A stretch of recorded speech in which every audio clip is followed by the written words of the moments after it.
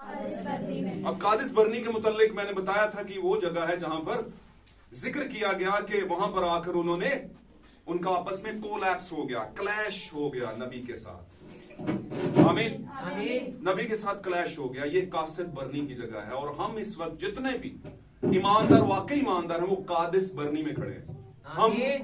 हम मिस्र वाले पहले किनारे पे नहीं खड़े और ना ही पार करके दूसरे किनारे पे खड़े हैं, ना ही हम मारा की सरजमीन में खड़े हैं, यहाँ पर कड़वा पानी मीठा हो गया था, हम वो कर आए हैं, गुजर सारा सफर कर आए हैं। Hallelujah, hallelujah.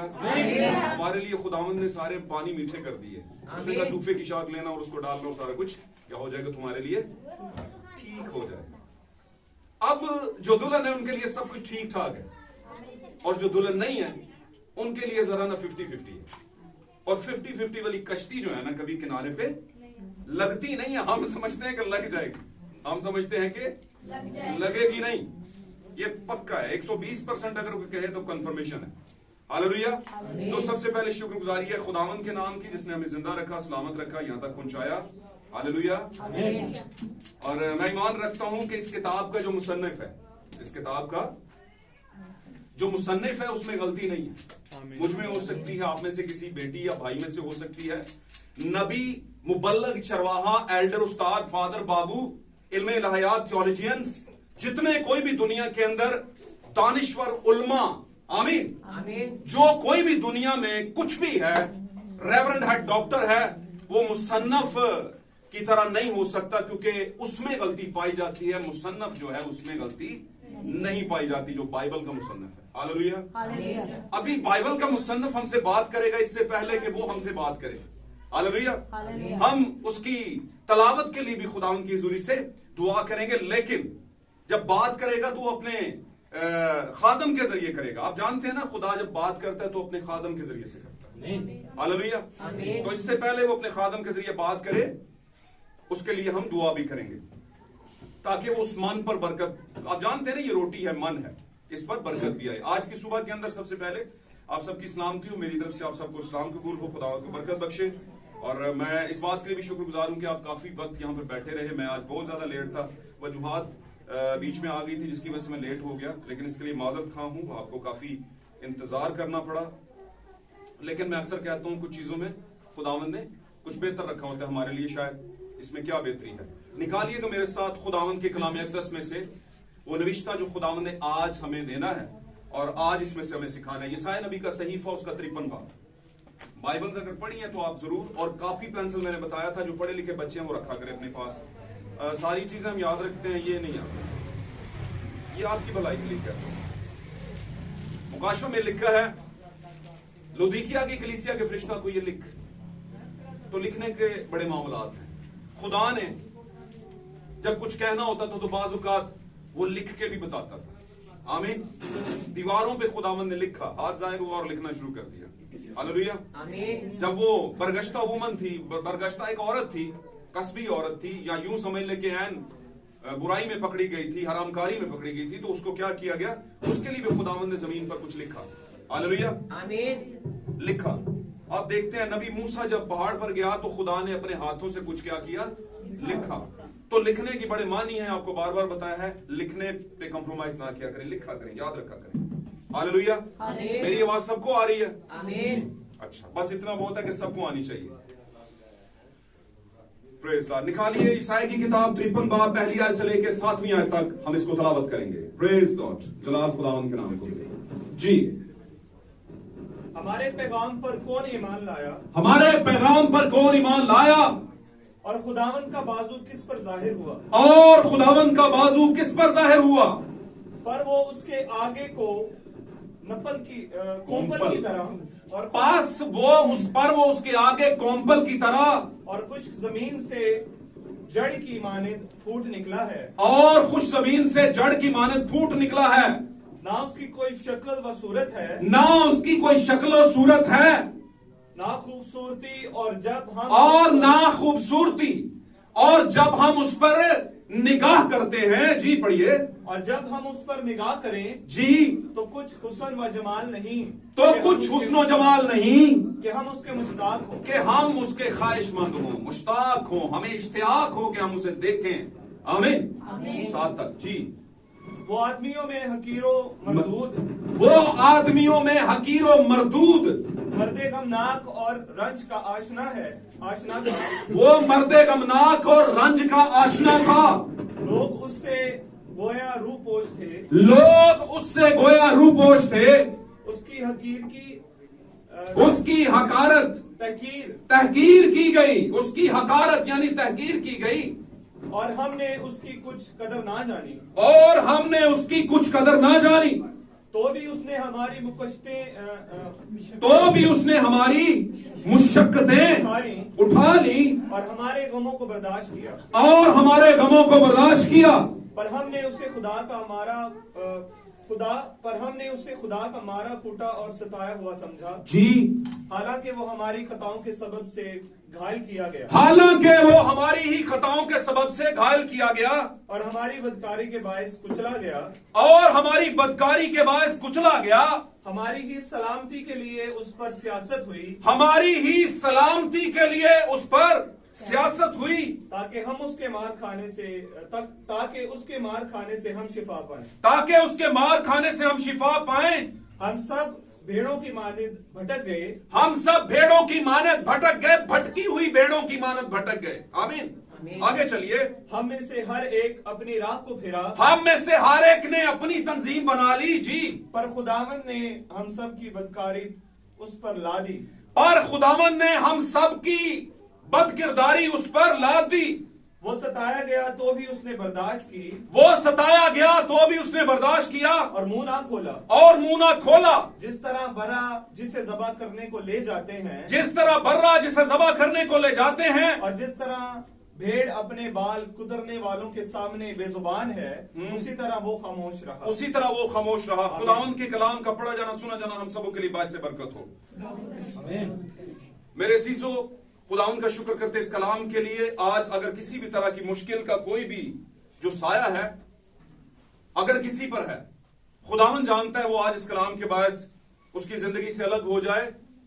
और पाक कलाम चूंकि बयान करता है कि उसके कलाम के नजूल के बायस इंसान शिफा पाता है। आमीन। तो आप सबको इस कलाम के बायस शिफा मिले। तशरीफ रखिए। खुदावंद आपके साथ। Hallelujah, hallelujah.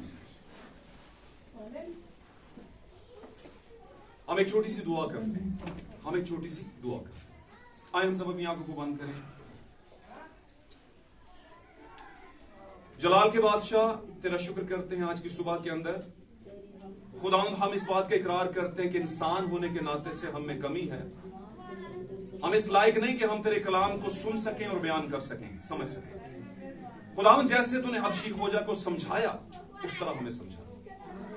जैसे खुदावंद तूने हक दिया कि तुम खुदा के रूह को हासिल करोगे और वो तुम्हें आने वाली बातों के मुतालिक और जो मैंने कहा है उसके मुतालिक बताएगा।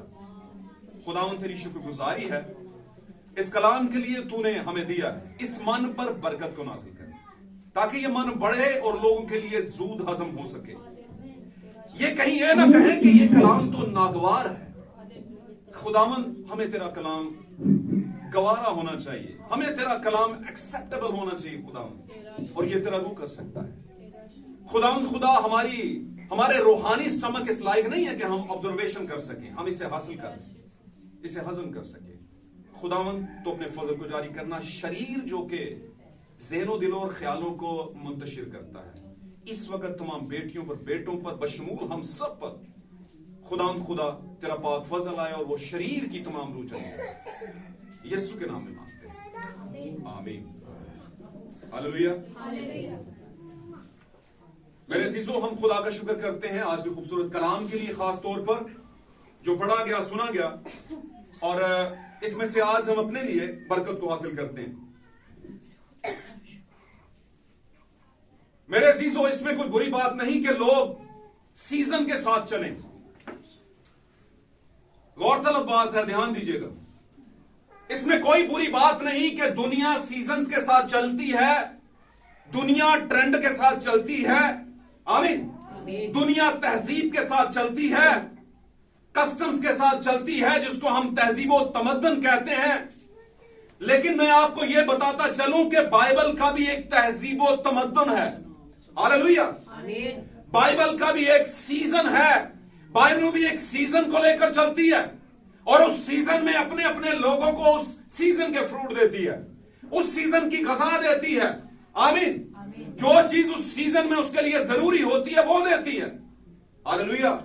इसलिए हमने अपने सीजन को समझना है, अपने वक्त को समझना, सीजन को समझना, हमारा सीजन कौन सा चल रहा है।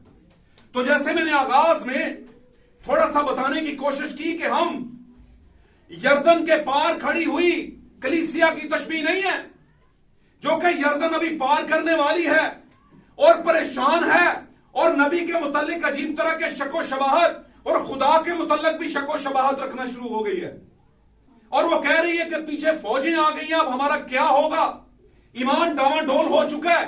हम वो वाले नहीं हैं, हम उस सीजन से आगे आ चुके हैं। हालेलुया। हम उस सीजन से हम यर्दन पार करके वो वाली कलीसिया भी नहीं है जो चलते चलते मारा में पहुंची है, हम उस सीजन को भी क्रॉस करके आगे आ चुके हैं। हालेलुया।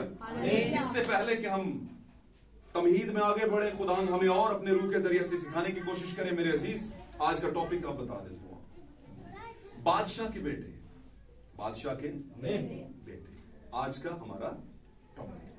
हालेलुया। बादशाह के बेटे जब कहा जाता है तो बेटियां भी बीच में, अगर मैं यूं कहूं कि बादशाह के बेटे और बेटियां, तो ये गलत नहीं होगा। आपके पास अगर पेंसिल कलम होता तो आप लिख लेते, कागज पेंसिल होता।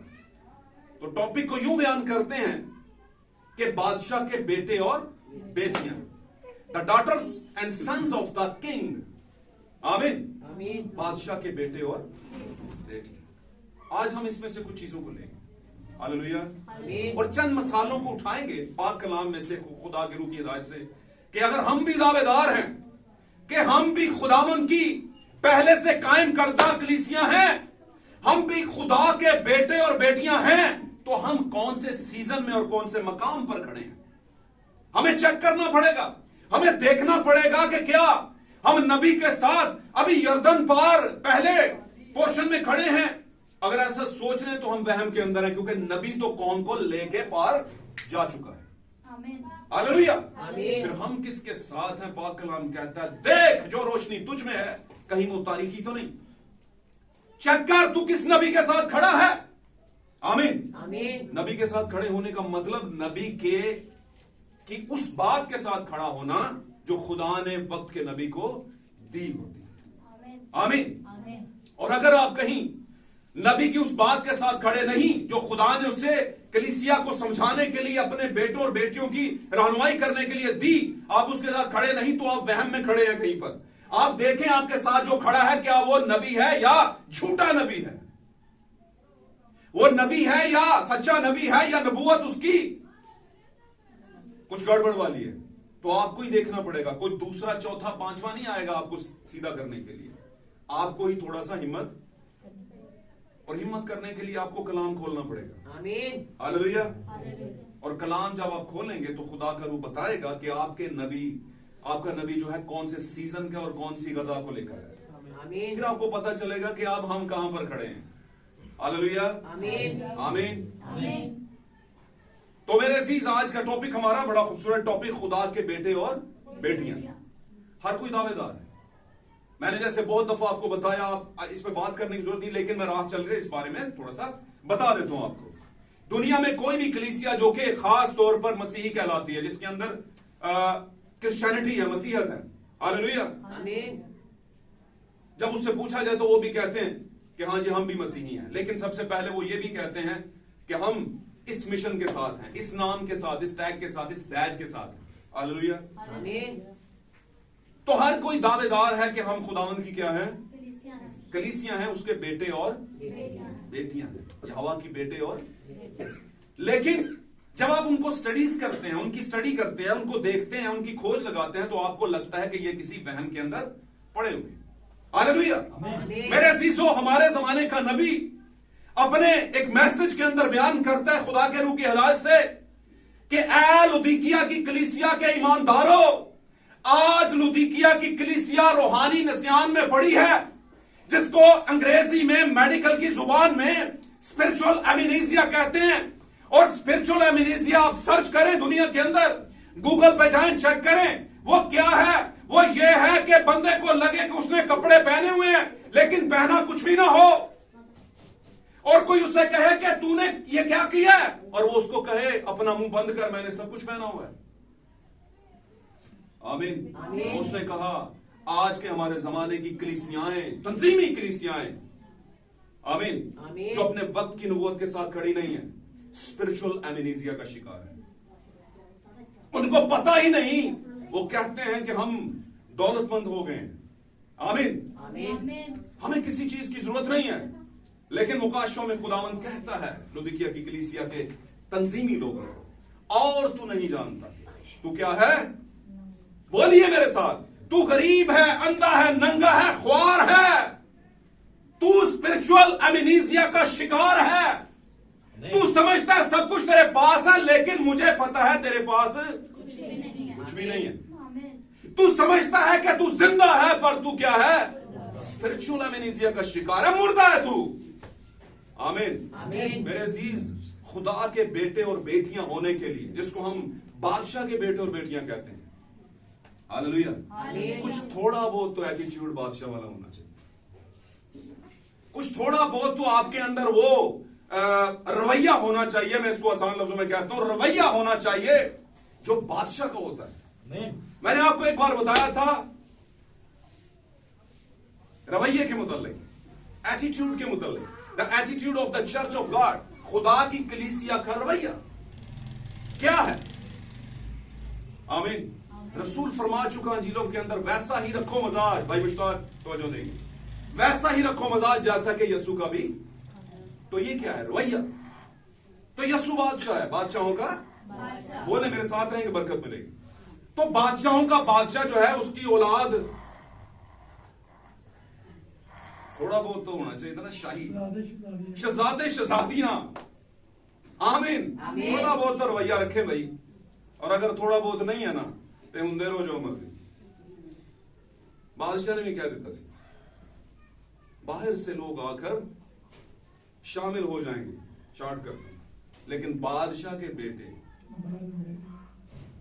ये कब की बात कर रहे हैं वैसे? खुदा ने कब की रसूल के जरिए नबूवत कराई? कब की बात कर रहे हैं? बाहर अंधेरे में रहेंगे, कब की?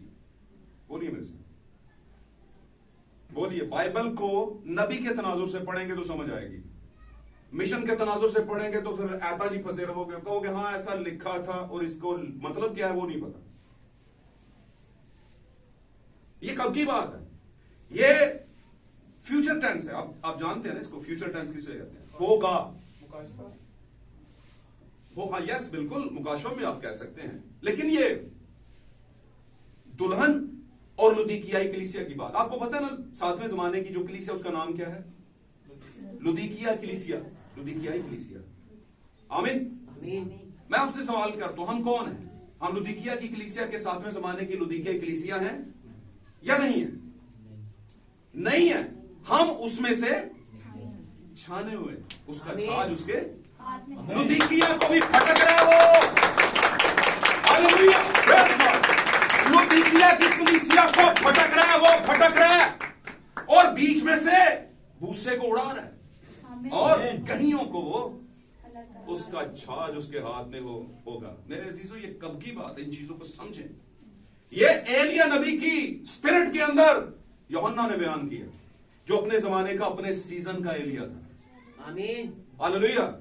उसने कहा वो मुझसे मुकद्दम ठहरा, वो मुझसे बड़ा है, मैं तो उसकी जूती के जो है ना तस्मे वो खोलने के लायक नहीं, मैं इस काबिल नहीं हूं। और नबी हमेशा यही कहता है, हालेलुया। जो सच्चा नबी है वो यही कहता है। आमीन। वो बलाम की तरह नहीं, खुदा ने मना किया फिर भी खुदावन चला जा, वो कहता चला जा, इजाजत वाली मर्जी ले जा, अब मैं देखता हूं तू कामयाब कैसे होता है, तू जाके देख ले। हालेलुया। और आप जानते रास्ते में, वैसा नबी नहीं, वैसा नबी जो सच्चा होता है, वो कहता है मैं खुदावन से ऊपर नहीं हूं, उससे लेकर लोगों को बताऊंगा, ये मेरी ड्यूटी है। हालेलुया, आमीन। और नबी अपने जमाने के इब्ने आदम होते हैं। ये बात आपने सीखी है, इसको बार बार दिमाग में रखना है। नबी जितने भी हैं और जितने आएंगे, वो सब अपने जमाने के इब्ने आदम होते हैं, और इब्ने आदम का मतलब है नबी। नबी को खुदा ने इब्ने आदम कहा खास तौर पर। आमीन आमीन। तो हम बात कर रहे थे कि बादशाह के बेटे और बेटियों का एटीट्यूड भी बादशाह की तरह होना चाहिए। हालेलुया। आमीन। लेकिन आप जानते हैं हमारा जो बादशाह है जब वो जमीन पर आया थोड़ा सा टच ले लेते हैं बीच में से। क्रिसमस की आमद है। क्रिसमस की क्रिसमस होता है, ये मास होता है या मास होता है। क्राइस्ट मास है बेसिकली, क्राइस्ट मास असल में लफ्ज ये है। चलें आगे बढ़ते हैं। अब हुआ कि आमद है और लोग सीजन की तैयारी में लग गए। आमीन।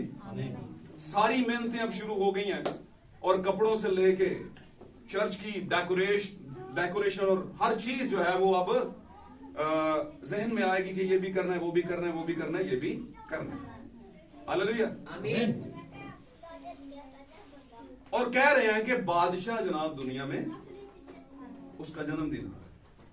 और कुछ तो मेरे और आपकी तरह के ऐसे भी हैं बेचारे, वो 12 बजे की सर्विस रखते हैं और 12 बजे की सर्विस में आकर 12 बजे की सर्विस में आकर करते क्या है? वो करते ये हैं कि 12 बजे एक केक रखते हैं और केक काटते हैं। इधर ध्यान देंगे तो कुछ समझ आएगी।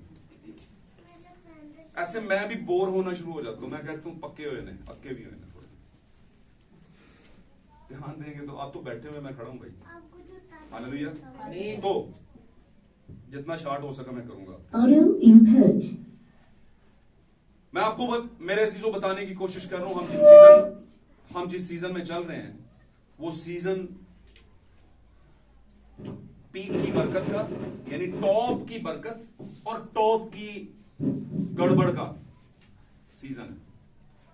आप अगर जरा सी भी लकीर के इस तरफ हुए तो टॉप की गड़बड़ में चले जाएंगे। मेरी बात समझ रहे हैं? और जरा सा भी आपने खुदा को वक्त दे दिया सही वाला दिल से तो आप गड़बड़ से निकलकर बरकत में चले जाएंगे। आमीन। इसलिए अब मुकाबला क्या हो गया? बिल्कुल आमने सामने का हो गया है, क्योंकि ये 7वां जमाना है और इससे आगे कोई जमाना अब आना नहीं है कि ट्रायल शुरू हो जाए।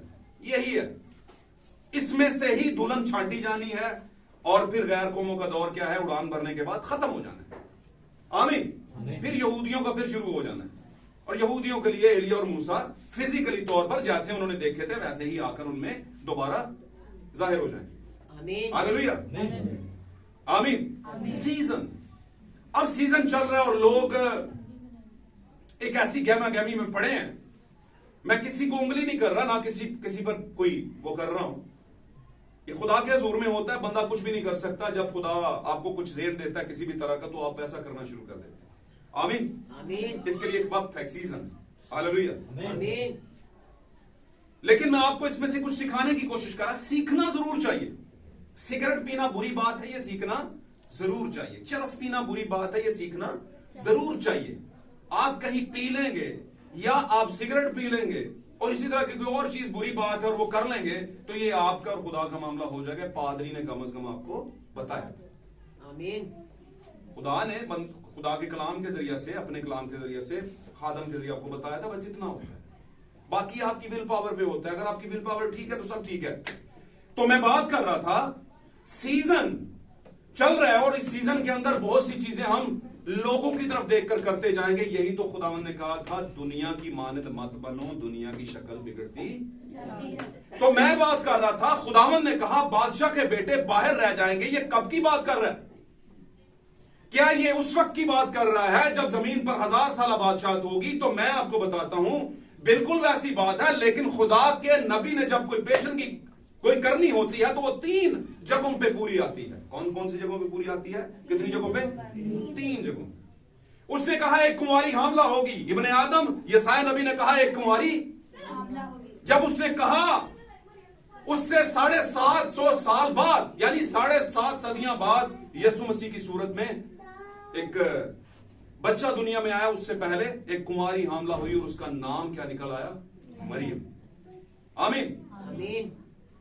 फिर आगे चलते हैं तो बहुत सी कुंवारियों ने दावा किया, जैसे कौम बनी इस्राएल और यहूदियों में आज भी दावा है और उनमें से बहुत से लोग सुनने में आया है कि उनमें से बहुत से लोग अब भी अपनी खवातीन को कहीं ना कहीं पर सोच के कुमारा रखते हैं कि शायद वादे का मसीहा इसमें से आ जाए, क्योंकि वो आज भी वादे के मसीहा का इंतजार कर रहे हैं। आमीन आमीन। अब जब हमारा जमाना आया तो 7 कलीसियाई जमानों के अंदर हम देखते हैं कि कुंवारी को प्रेग किया गया, लेकिन कुंवारी बाद में क्या हो गई, इन्वॉल्व हो गई, और वो प्रेगनेंसी जो थी वो जायज ना रही, नाजायज हो गई। ये स्पिरिचुअल प्रेगनेंसी है। आमीन। यानी नबी ने खुदा का कलाम दिया और कुछ टाइम के बाद वो कलाम उसी तरह रहा, उस कलाम ने फ्रूट दिया, लेकिन जब वक्त आगे गुजरा, वो आपके जमाने का या उस जमाने का नबी वहां से गया, तो कलीसिया क्या हो गई, खराबी की तरफ चली गई, इन्वॉल्व हो गई। और वो बीज जो है, चूंकि स्पिरिचुअल था, फिजिकली नहीं था, स्पिरिचुअल बीज में मिक्सअप हो जाता है। आप जानते हैं इस बारे में।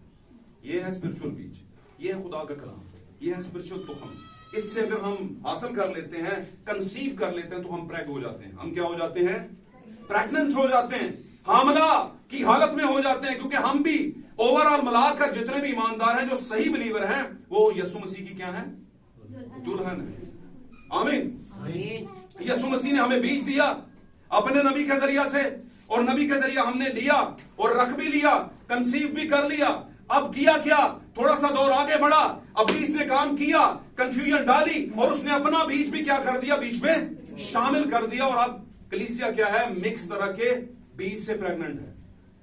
तो आप जानते हैं मिक्स वाला बीज जो होता है वो ठीक बीज नहीं होता, वो गड़बड़ का बीज होता है। जैसे नेकी और बदी की पहचान का दरख्त, गड़बड़ का दरख्त था, उसमें से कहा ना खाना। आमीन। आमीन। मैं आपको जो समझाने की कोशिश कर रहा हूं ये है, क्योंकि खुदावंद ने तो बीज सही किया, लेकिन दुश्मन आकर बीच में अपने भी कुछ दाने लगा गया। आज आप कलीसिया को सर्च करें, अपने इर्द गिर्द बहन भाइयों को देखें, रिश्तेदारों को देखें, क्योंकि आपका बहन भाइयों पर, रिश्तेदारों पर, बच्चों पर कोई जोर नहीं है। ये आज आपको खुली खुली बात बता रहा हूं। हमारे जमाने की जो स्पिरिट है, उसमें आप अपने बच्चों पर, अपने बेटों पर, बेटियों पर, आमीन, अपने रिश्तेदारों पर जोर नहीं कर सकते। करेंगे तो मामलात ऊपर नीचे हो जाएंगे। तो फिर जेड़ी जान गुनाह करेगी। ये तो सबको आज याद है, तो ये याद क्यों नहीं है कि जेड़ा भी फिर खुदा दे नाल खलोएगा, खुदा उहदे नाल खलोएगा।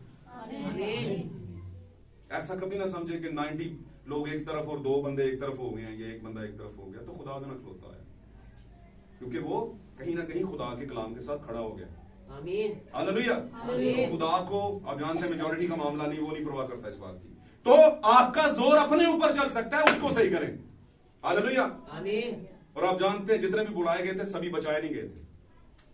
जितने भी बनी इस्राइल से निकले सारे वहां तक पहुंचे नहीं। तो ये हमारे लिए एक तस्वीर है कि हम भी दुनिया के अंदर, सफर के अंदर हैं। बहुत से लोग वहम के अंदर हैं और वो समझते हैं हम आजाद कर दिए हुए हैं, हम आगे निकल आए हैं। नहीं निकले अभी तक आप, क्योंकि आपने कहीं ना कहीं नबी को छोड़ दिया, नबूवत को छोड़ दिया, सच्चाई को छोड़ दिया।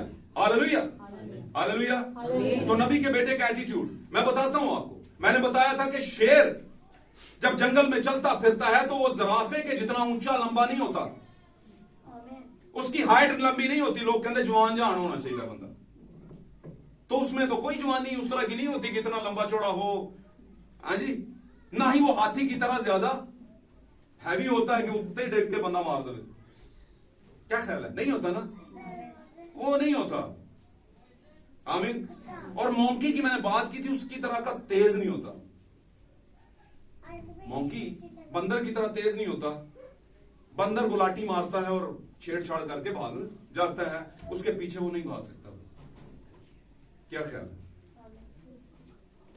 ना ही वो बहुत ज्यादा खूबसूरत होता है, इतना कुछ स्मार्ट नहीं होता जैसे दूसरे जानवरों को देखने का लोग मोर की तरह कह लें या दीगर और बहुत सी मिसालें मैं दे सकता हूं। फिर भी वो जंगल का बादशाह क्यों होता है? क्यों होता है? अगर हाथी उसे एक सूंड मारे ना, ऐसे उड़ के वो उधर फेंक दे उसे, और ऐसा हो भी सकता है। लेकिन हाथी को पता है कि जंगल का बादशाह मैं नहीं हूं, जंगल का बादशाह शेर है। हालेलुया। आमीन। इसी तरह हमारे पंजाब में एक मिसाल थी, यार तू कड़ा काम किया ऊंठा जो भेड़ बिछाण के आती। तो हमें चेक करना है अपने आप, देखना है अपने आप। बादशाह के बेटे और बेटियां मैं एक कोट पढ़ना चाहता हूं, जल्दी जल्दी पढ़ता जाऊंगा, आप सुनते जाएंगे। ये कोट बड़ा जबरदस्त है, कोड बड़ा जबरदस्त है, हम इसको देखते हैं। Hallelujah, praise Lord.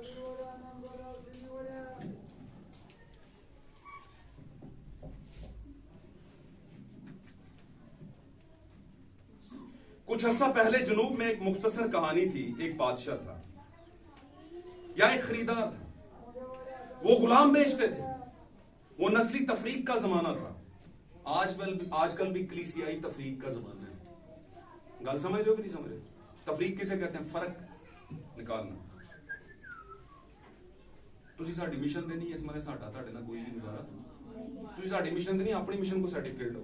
तफरीक का जमाना, फर्क का जमाना। नस्ली तफरीक का जमाना था और जनूब में उनके पास गुलाम थे। वो जाते थे और उन्हें खरीदते थे, बिल्कुल जैसे आप बहुत सी गाड़ियों में से एक इस्तेमाल शुदा गाड़ी खरीद लेते हैं। अब मैं एक अलहदगी पसंद हूं। भाई ब्रैनम कहते हैं कि मैं अलहदगी पसंद हूं। अलहदगी पसंद का मतलब समझते हैं आप? इस उम्मत के लोगों उनमें से निकलकर ये वाली अलहदगी पसंद। इसका मतलब ये नहीं कि मैं बंदे नहीं पसंद करता, बहनें नहीं, बहनों को बुरा कहता हूं या भाइयों को बुरा कहता हूं, नहीं, सभी से वो कहते हैं ये जितने तंजीमी लोग हैं ये भी हमारे भाई हैं, ये भी हमारे क्या हैं, और हम उनसे प्यार करते हैं, ऐसी बात नहीं है। लेकिन मैसेज पे कॉम्प्रोमाइज नहीं कर सकते। आपके ईमान को अलहदा जो करेगा वो कलाम करेगा। अब आगे बढ़ते हैं। मैं एक अलहदगी पसंद हूं क्योंकि मुझे परवाह नहीं कि वो कितनी बहस करते हैं। आप एक मुसावात पसंद होते हुए एक मसीही नहीं हो सकते। मुसावात किसे कहते हैं? मसावात कौन बताएगा? मसावी किसे कहते हैं? जल्दी बोलिए। नहीं पता। मसावी कहते हैं बराबरी, मसावात पसंद कहते हैं बराबरी पसंद। सब एक है। क्या हो गया भाई? सबको नहीं इको जैसा समझना चाहिए। तो इंज समझते ਤੁਹਾਡਾ ईमान किते गड़बड़ी हो गया होंगे। लगता बड़ा अच्छा है मसावात पसंद, बराबरी, पर बराबरी आप भी जानते हैं कि नहीं है। कलाम जहां पर सच बता रहा है वहां पर दूसरा झूठ भी बता रहा है। तो आपको अच्छा लगेगा मसावात पसंद होना, लेकिन भाई कहते हैं कि मैं मसावात पसंद नहीं, मैं अलहदगी पसंद हूं। का मतलब है कलाम से अलहदगी मुझे पसंद है। यानी कि कलाम, जो कलाम खुदा ने कहा सच है, हमारे सीजन का है, मैं उसके साथ खड़ा होता हूं। बाकी सारे मसावात एक बराबरी में सब खड़े हैं। कहते हैं सभी ठीक है। सभी ठीक नहीं है। अगर सभी ठीक होते तो फिर हमारे जमाने में नबूवत की जरूरत क्या थी? 7वें जमाने में छाज की जरूरत क्या थी? मेरी बात समझ रहे? अब यह बिल्कुल दुरुस्त है, यहां तक कि खुदा अपनी कौम को अलहदा करता है मिस्रियों से।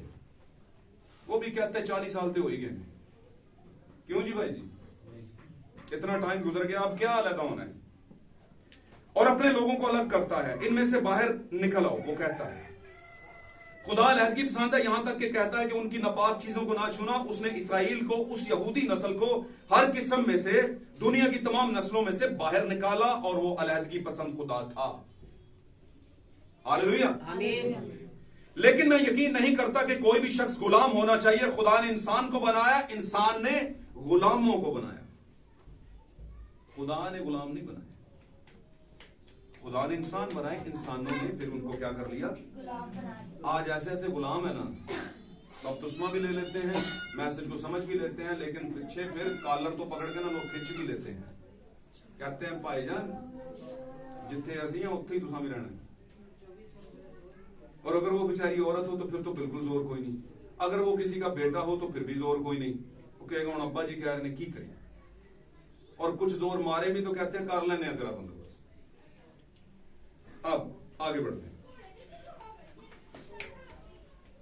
लेकिन मैं यकीन नहीं करता कि कोई भी शख्स गुलाम होना चाहिए। खुदा ने इंसान को बनाया, इंसान ने गुलाम बनाया। मैं यकीन नहीं करता हूं कि एक शख्स दूसरे पर हुक्मरानी करे, चाहे किसी भी नस्ल, रंग का या किसी भी किस्म का हो। लेकिन एक अलहदगी है, मसीह की दुल्हन बाकी कलीसियाओं से अलग है। हालेलुया। एक अलहदगी हर वक्त मौजूद है।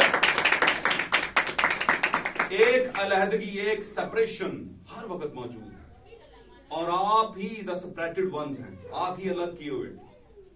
आप यकूब की बेटी की तरह सिकम के बादशाह की वहां के इलाके की लड़कियों के साथ जाने के लिए आप जानते हैं आप नहीं जा सकती, क्योंकि आपको मना किया हुआ।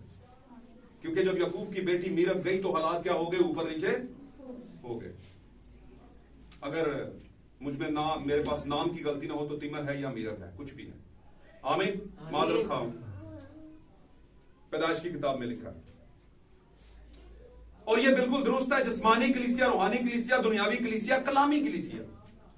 जिस्मानी कलीसिया एज कंपेयर टू रूहानी कलीसिया, और दूसरी उसने बताया दुनियावी कलीसिया और एज कंपेयर टू कलामी कलीसिया, कलाम के साथ खड़े होने वाले। आमीन। आपको पता है रूहानी कलीसिया भी हो सकती है, लेकिन हमने कौन सी होना है? कलामी। जो कलाम हमारे जमाने में आया है।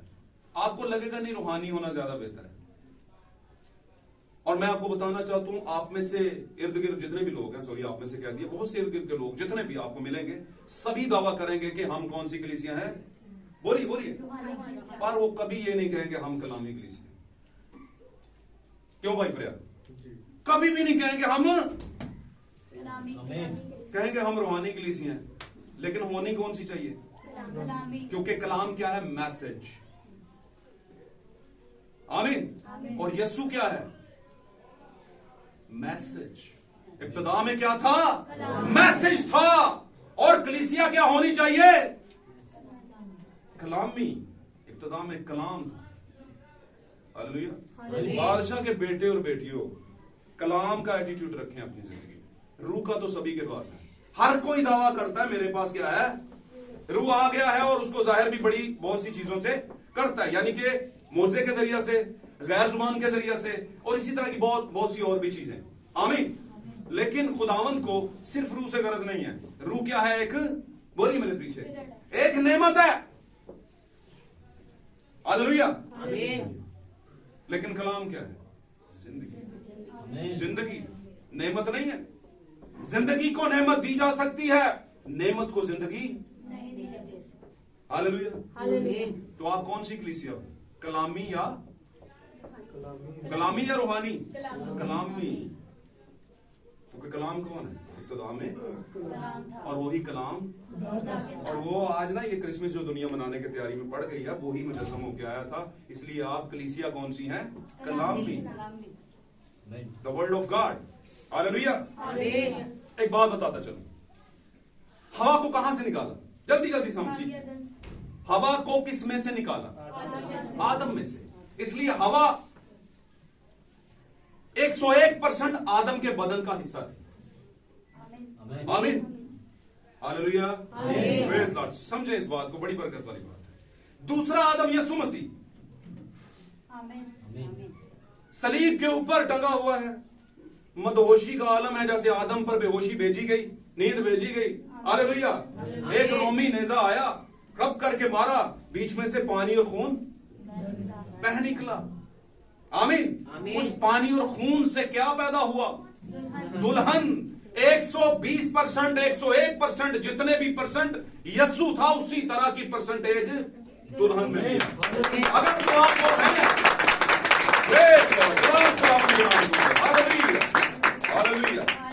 इज्जत उसके नाम को मिले। मेरे अजीज, अगर आप बादशाह की बेटी और बेटा हैं, तो फिर 100% बेटा और बेटी होता है। आमीन। 70, 50, 90 ये रास्ता है। मैं इसको गलत नहीं कहता, लेकिन रास्ता है। आपने रास्ता नहीं, मंजिल तक जाना है। आमीन। आपने मंजिल तक जाना है। आपने सारे सीजन्स क्रॉस कर लिए, 7वें जमाने में कादस बरनी में खड़े हैं। अब कलीसिया में से ज्यादातर लोग बोलना शुरू हो गए हैं कि ये मुझे उसने बताया, नबी तू ये मुझे क्यों बता रहा है, तेरी बात मेरी समझ नहीं आ रही। मिसाल के तौर पर, सीखने वाली बात है। मिसाल के तौर पर, आप किसी कलीसिया से आए, आपने मैसेज को सुना, आपने कहा पाक कलाम ठीक है, ये कलाम के मुताबिक ठीक है, और आपने इंप्लीमेंटेशन करनी शुरू कर दी, अपने ऊपर उसको लेना शुरू कर दिया, मान लिया। साथ में ही लेफ्ट राइट से एक जबरदस्त किस्म का इल्म इलाहियात का खादम आया, उसने कहा ये तुमने क्या कर दिया? गौर से सुने, इधर ध्यान दे, गौर से सुने। मर्दों को मैं इसलिए कहता हूं, मर्दा ने अगे दसना होता है। जी मुझे बड़ी प्रॉब्लम आती है जो मैंने कुछ ना सुनना ना मुझे प्रॉब्लम आती है भाई। अब एडिट में कर नहीं सकता, मैं जरा आपसे फॉर्म वो हो जाता हूँ, जरा खानदानी सा फैमिली वाला फैमिली मेंबर बन जाता हूँ, तो इसलिए मैं अब इतनी उसमें से एडिटिंग करवा नहीं सकता। तो आप मेहरबानी किया करें, मुझे डिस्टर्ब ना किया करें। मुझे नहीं अच्छा लगता कि मैं खुदा के कलाम की फिर तस्लील करूं। ये एक उसका क्या होना है, बेफायदा नाम लेने वाली बात हो जाए। तो बात बड़ी खास है। तो आप 100% यीशु में से हैं, अगर वहां से हैं तो फिर 100% है, तो फिर आपका रवैया भी 100% होना चाहिए। आमीन। आपने कलाम को कबूल किया, आपने वो कहते हैं 30 गुना 100 गुना 60 गुना, आपने 100% नहीं अभी किया, 60 किया है, 30 किया है। तो 30 करने के बाद आपके पास एक इल्म हयात का थियोलॉजियन पादरी आ गया, उसने कहा ये तुमने क्या किया, वो तो ठीक नहीं है, वो तो गलत बात करते हैं। और आप पर उसने क्या कर दिया, आपने बहुत सी चीजों को लेकर के कि इनकी इज्जत करनी चाहिए, और ये क्या है, बाज़-औक़ात हमारे पास नॉलेज भी कम होता है और हमने उसकी बात को मान लिया। और जब मान लिया तो हमने कहा ये वाकई बात कहीं से साबित होती नजर नहीं आती, इसलिए हम इस कलीसिया को छोड़ देते हैं, ये इस कलीसिया को हम कबूल नहीं करते, हालेलुया, या इस तालीम को कबूल नहीं करते। तो ये वो हालात होते हैं जहां पर आपको मुतजलजल किया जाता है या हिलाया जाता है, और वो से लोग हिल भी जाते हैं। लेकिन जो 100% होते हैं वो कहते हैं 30% बिल्कुल ठीक है, आगे देखते हैं क्या होता है। वो 30% पे कॉम्प्रोमाइज नहीं करते और फिर वो 60 तक भी पहुंच जाते हैं, हालेलुया।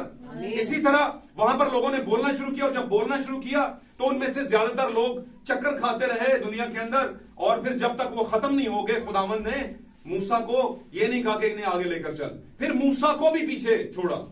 आमीन। मूसा को भी क्या कर दिया, पीछे छोड़ दिया, और यशवा को भी हारून को भी छोड़ दिया, और फिर कलीसिया में से कुछ ही लोग, चंद लोग आगे गए, और 2 लीडर्स आगे गए, यशवा और कालेब। तो मैं आपको ये मुख्तसरन बताने की कोशिश कर रहा हूं क्यों गए, वो क्यों गए और वो क्यों नहीं गए, क्योंकि उनका रवैया बादशाह के बेटों और बेटियों जैसा नहीं था। हालेलुया। और आप जानते हैं रास्ते में उन्होंने बादशाह भी मांगा, आप जानते हैं ना, बादशाह भी मांगा उन्होंने, और खुदा नबी इस पे बोलना शुरू हो गया कि हमारा बादशाह तो कौन है, खुदा है, तुम कौन सा बादशाह चाहते हो। उन्होंने कहा नहीं, जो कोई हमारे आगे आगे चले। हालेलुया। आगे चल के हालात इस तरह के हो गए, और फिर खुदा ने कहा कि नबी तू जो है इनसे बहस ना कर, मैं इनको बादशाह दे देता हूं, फिर ये भुगते बादशाह को। और हम जमीन पर हम भी बड़े बादशाह और बड़े हुक्मरान अपने सर पे रखते हैं, और फिर वो हमें उनके मामलात भुगतने पड़ते हैं। कभी कभी हमें भुगतने पड़ते अभी नहीं है, आने वाले वक्त में भुगतने पड़ते हैं। हालेलुया। भाई ब्रैनम कहते हैं कि इब्राहम लिंकन थे, बड़े बहुत जबरदस्त अमेरिका के सदर भी रहे किसी जमाने के अंदर, और उन्होंने कहा कि मैं एक जगह पर गया और वहां पर बहुत से गुलाम थे। वो जमाना गुलामों को खरीदने का और छोड़ने का था। अब मैं बात आपसे कर रहा हूं खुदा के बेटों और बेटियों के मौजू पे। हालेलुया। हम इसमें से एक बात रख लेते हैं।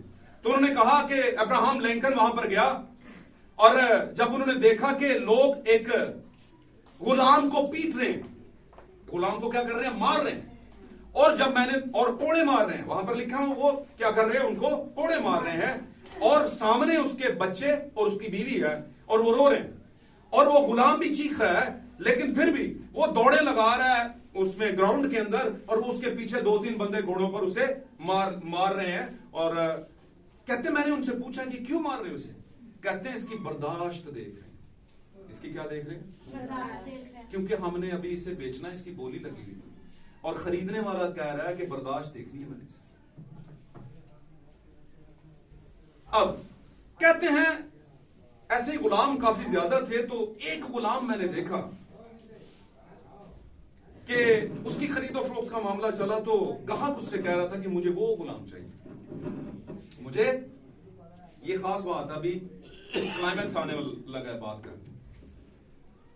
तो कहता मैं सुन रहा था, तो बादशाह वो जो बेचने वाला था उसने कहा नहीं नहीं ये बिकाऊ नहीं है, ये बिकाऊ नहीं है। उसने कहा वो क्यों,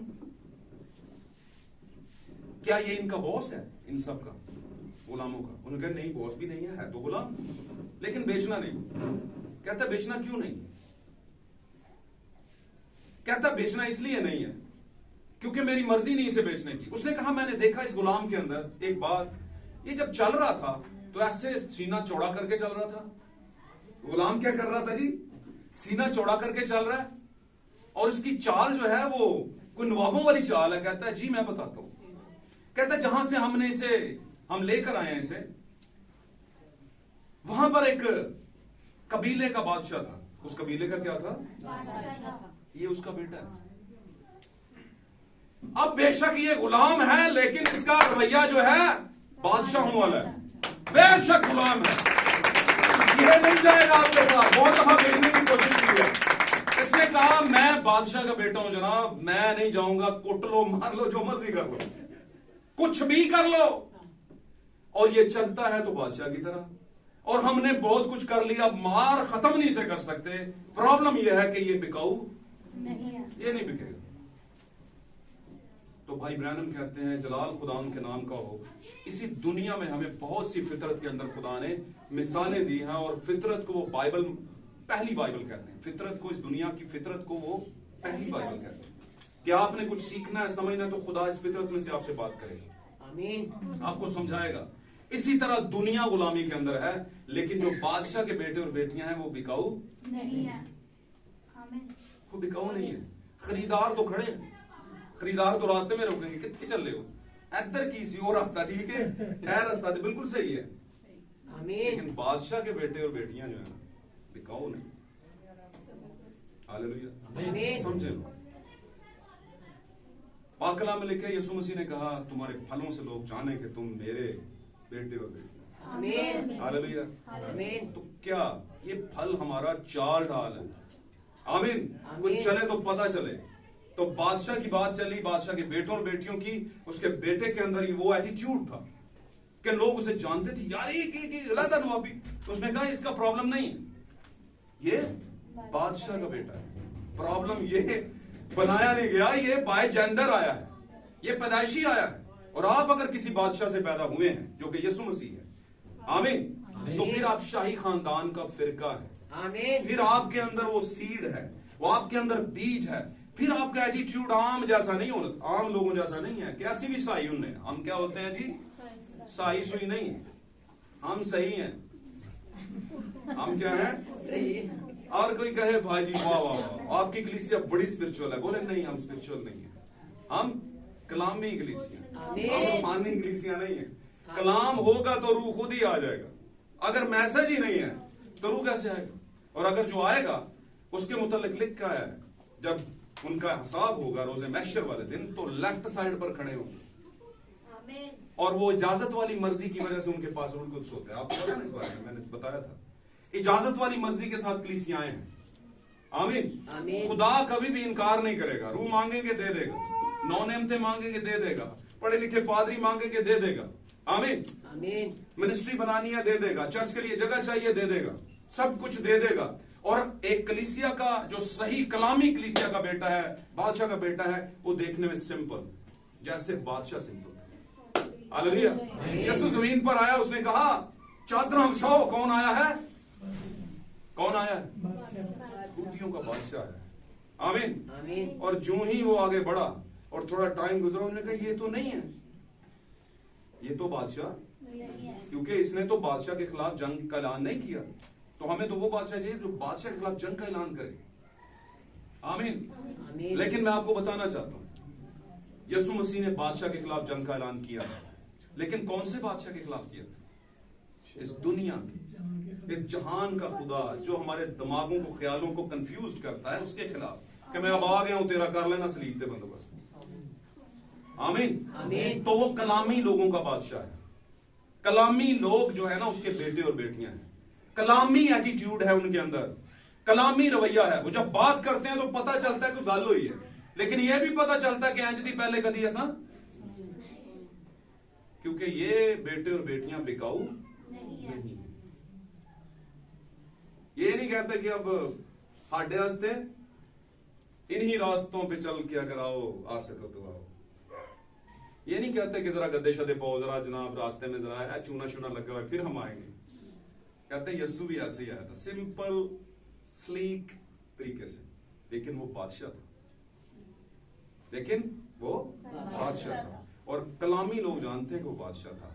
जो रूहानी थे वो सिर्फ कहते थे कि सामने जाहिर हो गए, आमीन, आमीन। हालेलुया। हालेलुया। तो जो उसके जेंडर से होते हैं वो, क्या आपको पता है हटे वालिद ने अगर खुदा ना खास्ता किसी वक्त पे आंदे कदी कदी ना सब 50,000 की ड्रेसिंग की होंगी है। मैं बात करने लगा, जरा गौर से सुनिए। हमारे बच्चों ने 50-50, 60-60 हजार की ड्रेसिंग और वालिद साहब बिल्कुल सिंपल, वो कहते हैं बेटा मैंने नहीं पहनना, मैंने सादा सी स्वेटर शलवार कमीज, हो सकता है वो जूते भी शायद 2 साल पहले वाले हों, पॉलिश करा हुआ कुछ, मैं ठीक। अब उसको किसी ने देख लिया और फिर बाद में थोड़ी देर बाद ही उसका बेटा आकर साथ कहा, पापा जी, अबू जी इधर आए, तो है ये आपका वालिद है, क्या समझ रहे हो? तो आप कहेंगे हाँ जी, क्यों जी खैरियत? और आपकी हालत देखो और उसकी हालत देखो यार, लेकिन आप फिर भी उसी के बेटे, आमीन। फिर भी उसी के बेटे। आपको पता है कि मैं इसी में से हूं। इसी तौर पर यीशु दुनिया में आए, सिंपल।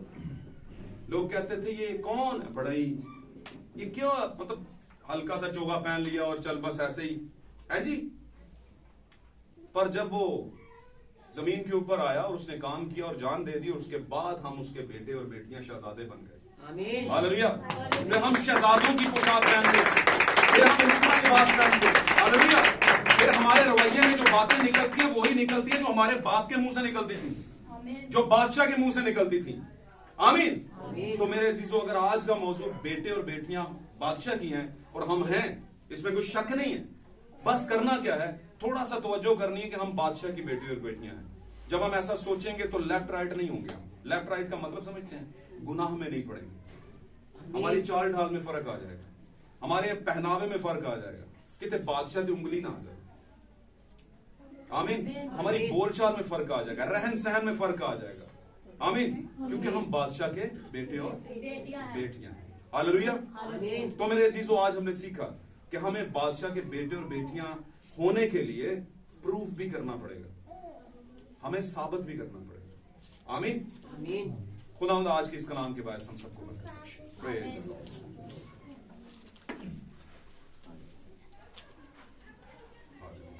आए सब अपनी आंखों को बंद करें।